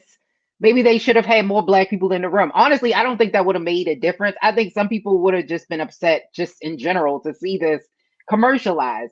But then again, the people in Texas where this thing, it became a big thing, wanted to see this. So who am I to say that you shouldn't celebrate it on a mass scale? This is what they wanted. Yeah. Like I can say I'm not, I can't find offense in this. Like, it's like, really? Okay, why? I understand it being commercialized suddenly and celebrated suddenly because of the federal holiday. That could be offensive, but like, I'm not mad at the concept of creating ice cream celebration of Juneteenth. Like, I'm trying to figure out where to be upset at. Like, here's the thing. Like, I think here for me, I think the offense is, if this is supposed to be, this is not just a holiday of ritual. This is like a holiday of historical. It's like a historical moment, right? This is a major, quote unquote, a major time in American history. Correct. Where you're talking about the last of our people who have been enslaved are finally free. That's a significant moment, right? Correct. According to the American history. So what we asked for, though, like we asked for freedom, not ice cream. That's right. But we actually celebrate it on a bigger scale. Like, if we start seeing Juneteenth flags and how they commercialize 4th of July. But the 4th of July is not, quote unquote, a black holiday. It's not. Right. So, for example, like, if we saw, and I mean, we see this, I think we see this with Black History Month. I think companies have gotten a lot better in celebrating Black History Month. But if you saw a company be like, hey, come down to your local mattress discounter where we got that Black History mattress just for you, and while you're at it, you can make some black babies. You'd be like, what the hell? We got the dashiki sheets in the back for you. The dashikis, and you know what I'm saying? And then, I don't think this to me doesn't. So the reason why, because if good people in Galveston, Texas, they celebrated this on a mass scale there. They really wanted more people to celebrate it. That's why this was pushed for a federal holiday. This goal to push was created and started by black people. So who am I to say that no? Now, should Walmart have said, hey, let me find a black? Now, they do have other ice cream in Walmart. Let me be clear. That actually is made by a black ice cream maker. But you know how Walmart does. They always got to have a name brand, and then they got to have great value. Right. So I guess they was given, if you don't have, it was given the pennies. Ben and Jerry's didn't do it. So Walmart said, hey, Ben and Jerry's, y'all can't do it. Y'all can't, Briar's, y'all can't do it. Turkey Hill, y'all can't do it. All right, bump it then. We got it. Now, look, Janine checked in. Look, I don't like Janine sometimes because she always thinks she's funny. Go ahead, Janine. Janine said it gotta be strawberry chocolate and mint chocolate chip, red, black, and green. Janine, please stop. That combo. See, that's what I'm thinking. It's gonna be like red, black, and this you gonna post. Hey, butter pecan from Turkey Hill is the shit. Take his black card. No, it is that. Listen, you don't eat. I'm gonna take it, Janine. No. I'm gonna take it. Give it to me. I need your mail by Saturday. No one likes butter pecan. No, nobody. No, we black. It's butter pecan. No. Here's the thing. What I think is going to be the problem is that it opens the door. So if you have Juneteenth ice cream, then Have you haven't seen the napkins and the plates? What's stopping you from being like, hey, we know black people love sweet tea, Juneteenth sweet tea? I'm glad it wasn't watermelon. Now, if it was watermelon, I would have been like, now, that's where we got to can we check this out, and then check this out, because I love watermelon, so I don't know. Like, I do too. I love watermelon. So if somebody said we having a Juneteenth holiday, sale, and watermelon chicken is on sale, that's just a little bit. That's offensive. Yeah. That's offensive. If let me ask you this question. Let me ask y'all this question. If a black store were to have a Juneteenth sale, like a black food market, and I don't know, they might be very, they're not too many black food markets, but black food markets say, hey, we got a Juneteenth sale. Would that make a difference? I think a black market, a Juneteenth sale? Yeah. I don't see, because like I said, I'm on the other side of it. This is what we kind of asked for, like the people who wanted this to be mainstream, this is what we got.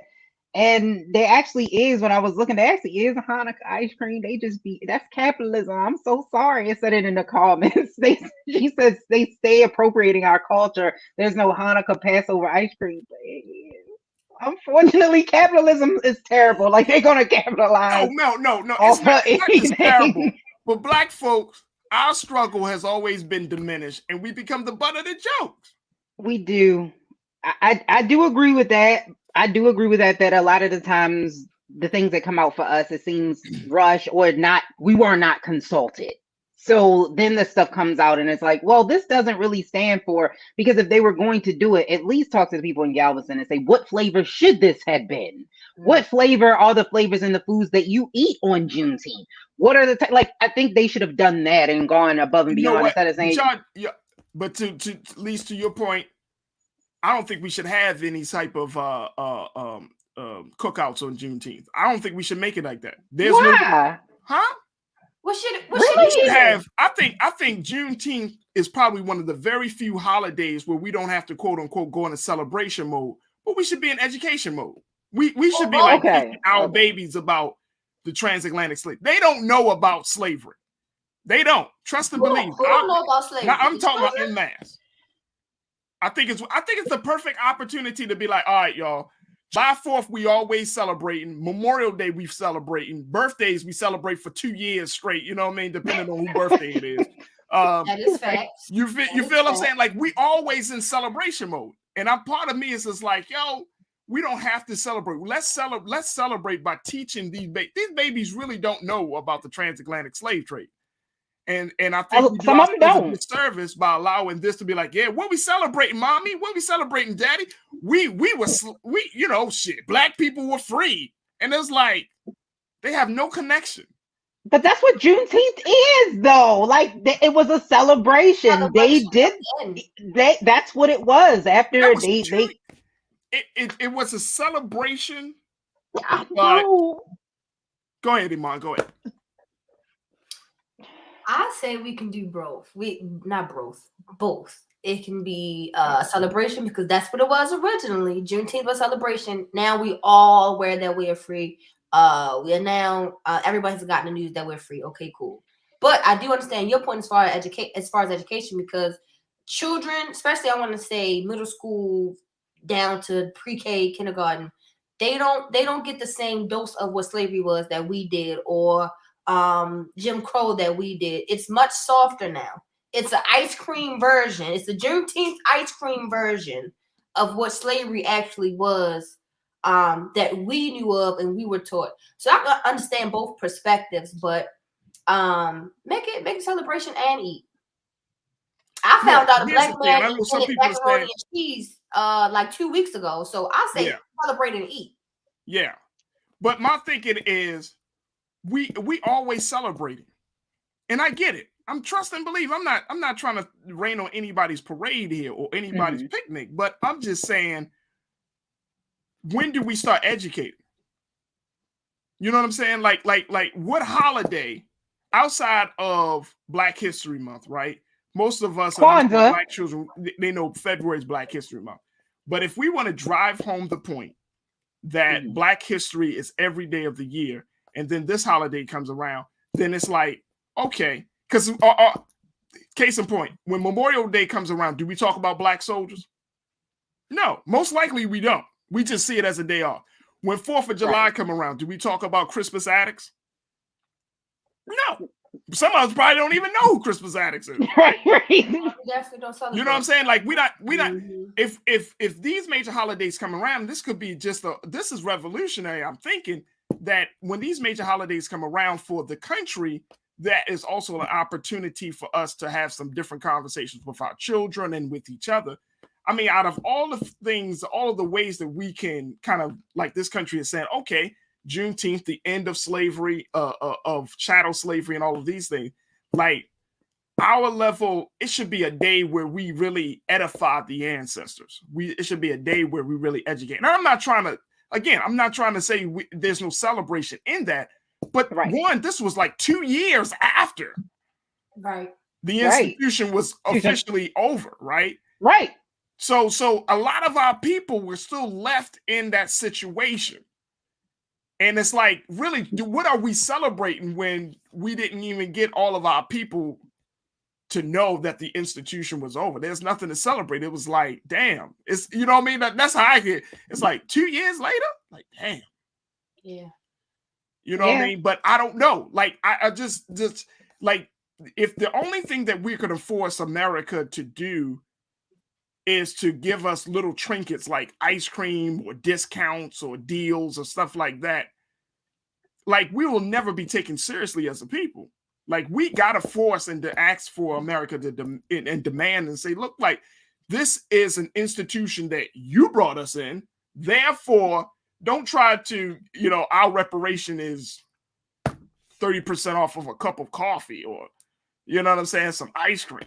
It's like, y'all need to do some real celebration. Like, for example, are we going to expect it to see, like in Baltimore, of course, you know, we have the AFRAM and the celebration of African-American history and culture and those things. But when you ask Black people, what is Black culture? What is Black history? Then it's just like 1,000 different answers, and that's fine. But at the end of the day, it's like, we're still not on the same page about certain things that has happened to our people. And I think that just needs to be emphasized. That's all. I agree with education. I agree that we need to do more education. I agree with you. Juneteenth can be the start that we finally all get on the same page, at least for a holiday. I agree. Yeah. Like Kwanzaa, I see more Black people finally getting into the celebration of Kwanzaa. Now, I feel like that's a great celebration. You know what I mean? When you break down those principles and those things, like, those are great celebration. But for this, it's like, it was a somber moment. You know what I mean? Like, look how long it took for us to even get an acknowledgement of that moment. They took to President Biden, and then look at what actually happened. It's like, it's a very somber moment. It's like, wow, man, some of our people were still left behind in that institution years after it was officially over. Right. And I don't know, like, it's just, Juneteenth rings different for me. It's not like 4th of July. It's not like any other holiday. It's like, man, that's a really sad situation. A great deal of people. Things here anyway, because say it again. We celebrate weird things here because the push was because Christopher Columbus had a day. We all know what Christopher Columbus then did. And so they were saying, if you can make that a federal holiday, why not Juneteenth? And this is what we got. What do you get on Christopher Columbus Day? You get discounts, you get deals. And so maybe we made it less valuable by making it, a federal holiday. I don't know, but this is what a lot of people were pushing for. Absolutely. Absolutely. Infamous Kiki, you in Texas, because she's saying that we have Juneteenth sales in Texas. Y'all killing me. We going to the parade on the 18th, and the club has Juneteenth bar crawl. Okay. Y'all killing me dead. Yes, that's what I'm telling you. Do your thing. Do your thing. Celebrate. The good people of Galveston, Texas over there. That's where we need to go least. That's where we need to be at least. That's where we need to be. With the Cowboys and the Juneteenth bar crawl? Why not? You know some white people going to be up in the bar. Look, I'm celebrating Juneteenth bar crawl. $2 shots of Henny. $2 shots of Hennessy. That's probably what's That's right. right. That's right, Iman. That's we right. deserve joy. I think black people deserve joy. Let's celebrate our people by getting out of our minds. All right. Get intoxicated. Woo! Oh, woo! All right. I guess that's it.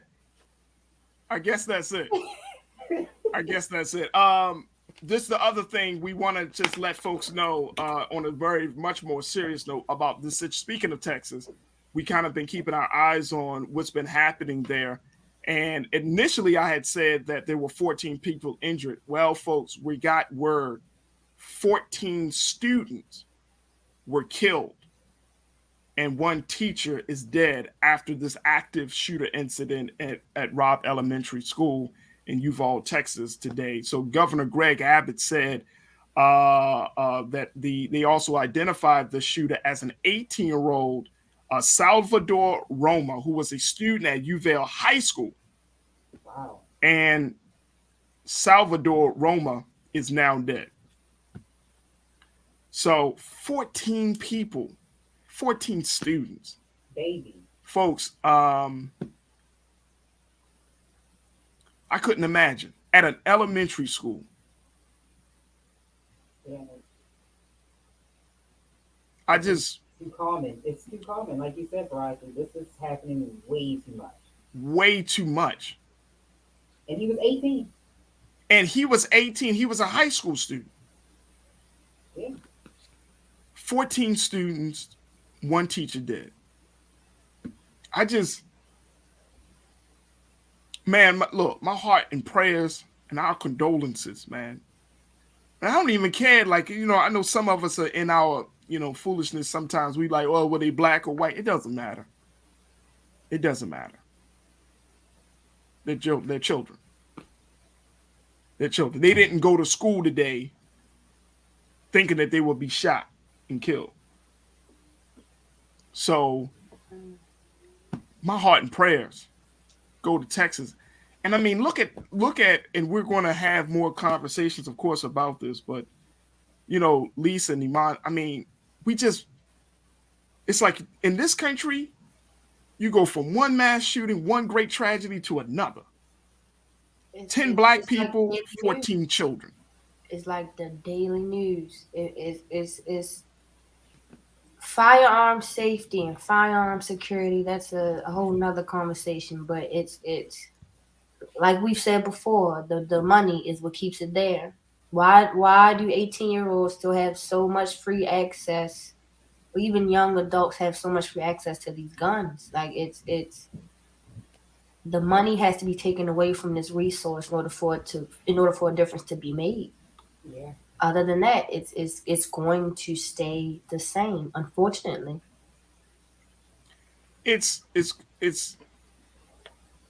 I'm going to see, and it's going to be interesting how this story plays out, because some of our watchers are already bringing up the fact that Salvador Roma, it's by him being a Hispanic student, shot and killed. I don't know, and we don't know the circumstances versus what we saw with Peyton Gendron being casually taken into custody.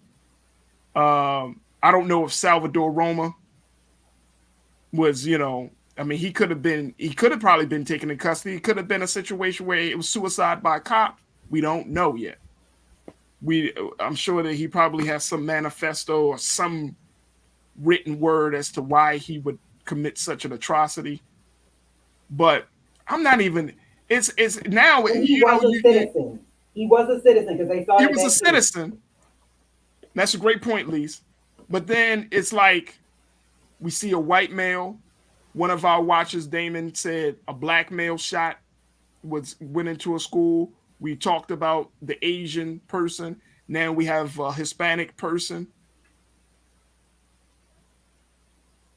Different Something results. is seriously wrong in this country right now. Yeah.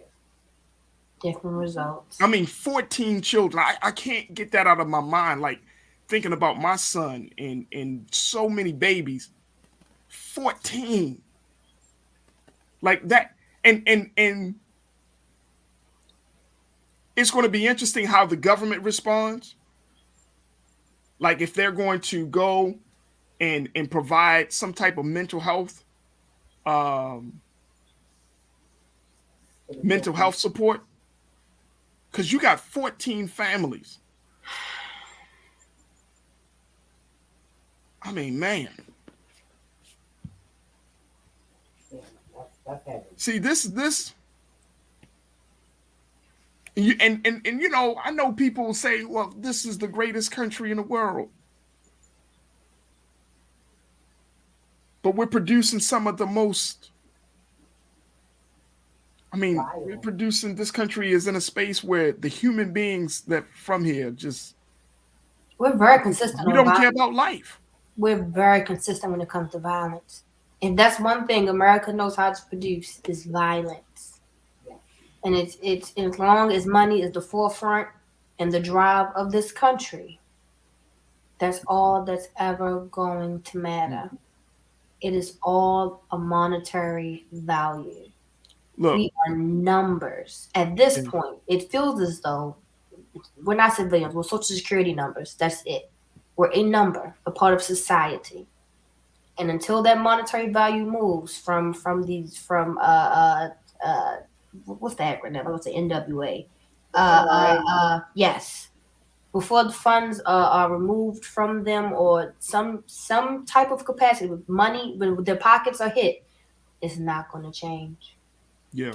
We can talk mental health awareness. We can preach mental health awareness all we want. Yeah. But until the money that money stops circulating to them as much as it is or does, it's not going to change. Yeah. And you know, I hope and pray. Look, tell your children you love them, man. Yeah. Tell your loved ones. Tell your children you love them. You know what I mean? I tell my son every day. So tell him you love him. So we certainly, again, send our prayers and condolences out to the families of all of the victims. And, you know, as more information is being shared and revealed, we will definitely talk about it. So, you know, I thank you, Lise. I thank you, Iman. And I thank all of you that are watching today, just for giving us a little bit extra time. I mean, just to hear about this, and just, I know that this might be shocking to some of you, and some others you might be, especially if you're in Texas right now, you've probably been hearing about this situation all throughout the day.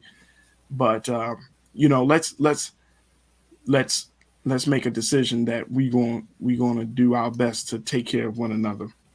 But absolute tragedy. Lise, Iman, thank you so much for being on the show with us this evening. Thank you, sir. Appreciate y'all. Thank y'all for being so good for the culture. Folks, as we wrap up, of course, you know, we ask for your support. So make sure you continue to give us your support at blackstarnetwork.com. And, you know, continue to support us here at Black Owned Media. We're going to talk about the things that are light, but then when heavy moments like this happen, we're going to certainly talk about that as well.